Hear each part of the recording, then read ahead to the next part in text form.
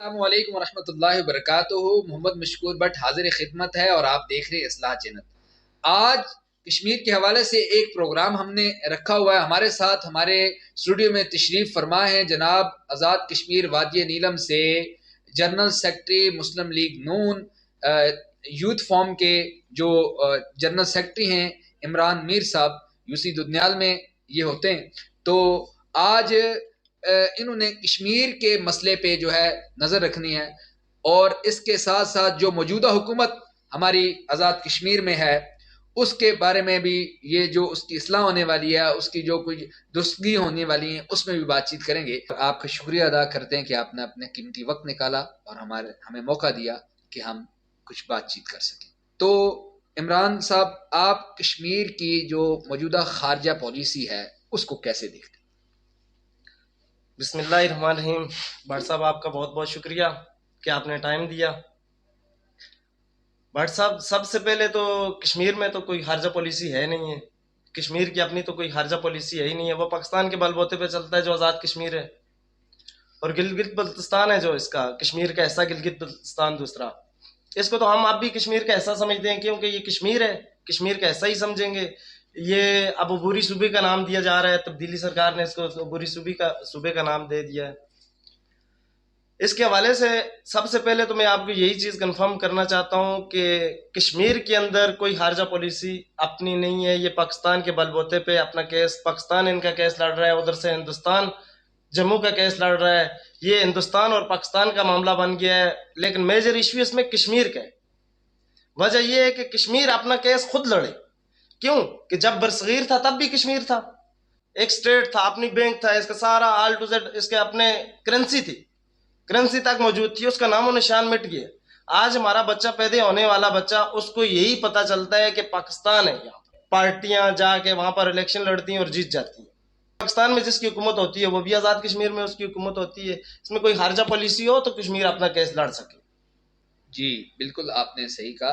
آپ کیا سمجھتے ہیں کہ کشمیر جو ہے، جس طرح آپ نے کہا کہ کشمیریوں کی اپنی خارجہ پالیسی ہونی چاہیے، کشمیر اپنا کیس خود لڑے۔ آپ نے کہا کہ کشمیر پاکستان اور انڈیا کے بننے سے پہلے 101 سال پہلے تک یہ اپنی ایک جو ہے جسامت رکھتا تھا، اپنی ایک ریاست تھی، اپنی کرنسی تھی، اپنا ایک سسٹم تھا۔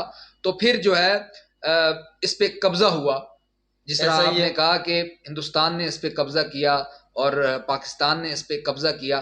اب جو ہے وہ یہ کہتے ہیں کہ یہ کشمیر کا مسئلہ نہیں ہے، اب یہ کہتے ہیں کہ یہ ہمارا مسئلہ ہے۔ آپ یہ کہتے ہیں کہ ان کی خارجہ پالیسی ہو اور یہ کشمیریوں کا مسئلہ ہے، کشمیری اپنا مسئلہ خود لڑے۔ تو آپ کیا کہتے ہیں کہ اس پہ صرف انڈیا والے قابض ہیں یا پاکستان بھی قابض ہے؟ اس میں دونوں فریق برابر ہیں، دونوں قابض ہیں، دونوں برابر ہیں، کیونکہ انہوں نے لداخ پہ قبضہ کر لیا، انہوں نے گلگت بلتستان پہ قبضہ کر رکھا ہے، وہ ان کے پاس سری نگر بچا ہوا اور جموں بچا ہے، ادھر آزاد کشمیر بچا ہوا ہے۔ ان میں دونوں برابر ہیں۔ جب تک یہ دونوں فریق پیچھے نہیں ہٹیں گے تب تک کشمیری اپنا فیصلہ کبھی بھی آزادی نہیں لے سکتے۔ یہ دونوں فریق پاکستان اور ہندوستان پیچھے ہٹیں، کشمیر اپنا کیس خود لڑے، تب جا کے کوئی صورتحال بہتر ہو سکتی ہے۔ یہ آپس میں لڑ رہے ہیں، مر رہے ہیں کشمیری، جانی قربانیاں جو ہو رہی ہیں وہ کشمیری دے رہے ہیں۔ کشمیریوں کی بیٹیاں کی عزت لوٹی جا رہی ہے، کشمیریوں کے ادھر جو آزاد ریاست میں لوگ ہیں وہ شہید ہو رہے ہیں، گولہ باری وہ ادھر سے کرتے ہیں، ادھر کشمیری مر رہا ہے، ادھر سے جو فائرنگ ہوتی ہے ادھر بھی کشمیری مر رہا ہوتا ہے آلریڈی۔ فوج آپس میں ٹکرا رہی ہے لیکن مر رہے ہیں، گھر تو جل رہے ہیں کشمیریوں کے۔ تو آپ کیا کہتے ہیں کہ جس طرح مقبوضہ کشمیر جو انڈیا کے انڈر ہے، وہ پاکستان کی کمزوری کی وجہ سے انہوں نے لیا، یا پھر کشمیریوں نے اپنا جو کیس ہے وہ صحیح طریقے سے نہیں لڑ سکا، یا ان کو اجازت نہیں دی گئی؟ اس کو آپ کیا؟ بھٹ صاحب، بات وہی آ گئی نا کہ اگر کشمیری اپنا کیس لڑتے تو انڈیا قبضہ نہیں کر سکتا تھا۔ انڈیا میں مرنے والا کشمیری یہی نعرہ لگا رہا ہے کہ ہم پاکستانی ہیں، پاکستان ہمارا ہے، تو ہمارے وزیر خارجہ جو پاکستان کے ہیں یہ اچھے طریقے سے اس کیس کو لڑ سکتے۔ جس طرح انہوں نے آواز اٹھائی، جنرل اسمبلی میں تقریر تو کر لی، اس پہ میں ایک شعر سنا لیتا ہوں آپ کو۔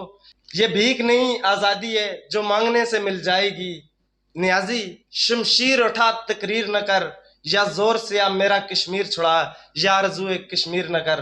اس کے اوپر تو میں صرف یہ الفاظ بیان کر سکتا ہوں کیونکہ یہ آزادی اس طرح نہیں حاصل کی جا سکتی. آپ نے دیکھا ہے, آپ نے سنا ہے, افغانستان کے اندر آپ نے صورتحال دیکھی. پاکستان کی خارجہ پالیسی بہتر ہوتی ہے, ہندوستان کے اوپر یہ حملہ کر کے بھی چھین سکتے ہیں. یہ آزاد ٹکڑا جو اس سے ہندوستان ہندوؤں کو بھگایا, جو سکھوں کو بھگایا, اس طرح اگر یہ پورے کشمیر کو چھین کے واپس لے لیں تو لے سکتے ہیں. ان کے پاس سب کچھ موجود ہے جی, ایٹمی پاور ان کے پاس موجود ہے آلریڈی. پاکستانی قوم ابھی بھی یکجہتی کا نعرہ لگا رہی ہے, لیکن اس نعرے کا کیا فائدہ کہ وہاں پر برابر کا فیصلہ نہیں ہو رہا. اگر یہاں پر یونیورسٹی بن رہی ہے, پنجاب میں یونیورسٹی مل رہی ہے, تو کشمیر میں بھی یونیورسٹی ملنی چاہیے. اور پاکستان میں موٹر وے ہے, کشمیر میں بھی موٹر وے ہونا چاہیے. پاکستان میں ریلوے ہے, کشمیر میں بھی ریلوے ہونا چاہیے. اور پاکستان میں انڈسٹری رہے, کشمیر میں بھی انڈسٹری ہونی چاہیے. تب ہم مانیں گے کہ ہمارا بڑا بھائی ہمارا ساتھ دے رہا ہے. ہم اب تک اس چیز کو تسلیم نہیں کر سکتے جب تک ہمیں انڈسٹری نہ ملے, جب تک ہمیں ریلوے نہ ملے, جب تک ہمیں بجلی کے کیا نام ہے بل بھاری اکثریت میں آ رہے ہیں لیکن وہاں سے اس کی ریئلٹی پوری نہیں مل رہی, اس کا کوئی فائدہ نہیں ہے ہمیں. اسی طرح ہندوستان کے اندر یونیورسٹیاں بھی ہیں, اسی طرح ہندوستان کے اندر کالجز بھی ہیں. ہندوستان کے اندر جو کالجز ہو رہے ہیں وہ وہاں پر جموں میں دے رہے ہیں, لیکن وہاں کا جو بچہ رہنے والا ہے وہ پاکستان کا نعرہ لگا رہا ہے, پاکستان کا ساتھ دے رہا ہے, بول رہا ہے کہ ہم پاکستانی ہیں, پاکستان ہمارا ہے. لیکن پاکستان میں جو کشمیر ہے یہاں پر رہنے والے تو سکھ کا سانس لے رہے ہیں.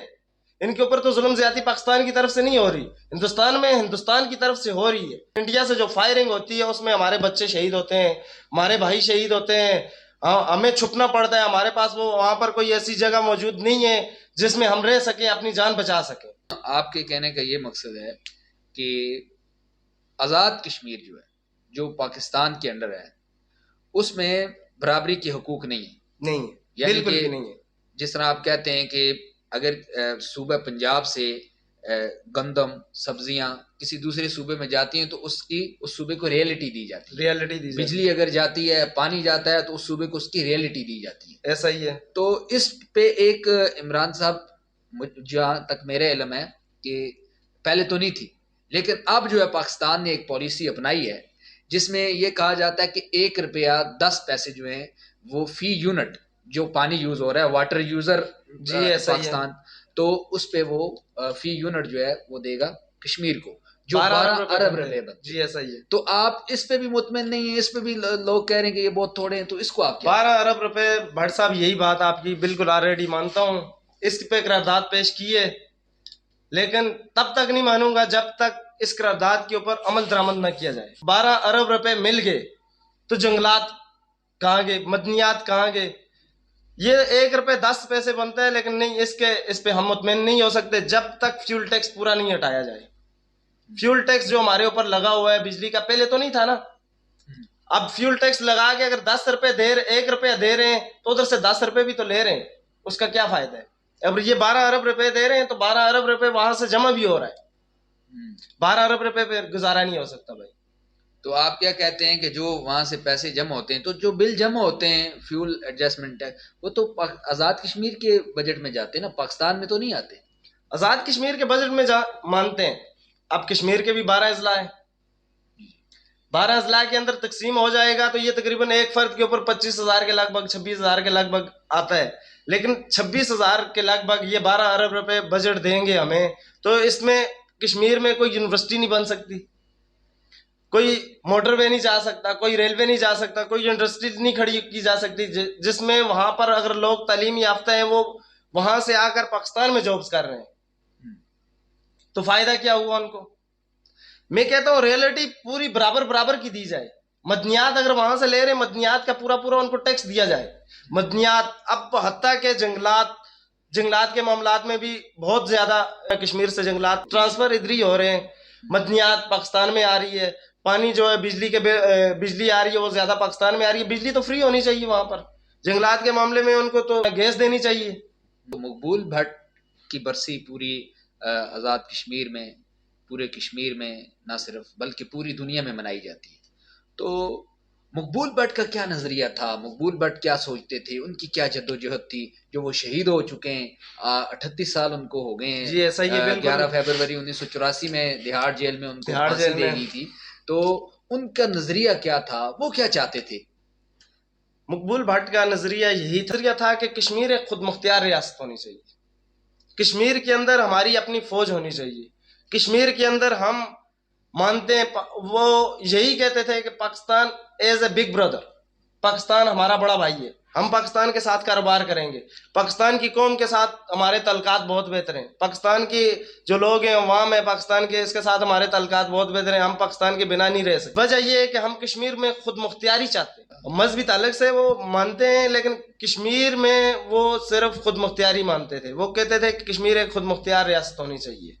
وہ اس لیے پاکستان میں بھی غدار قرار پائے اور کشمیر ہندوستان میں بھی غداری کے ان کے اوپر الزام لگائے۔ کیوں؟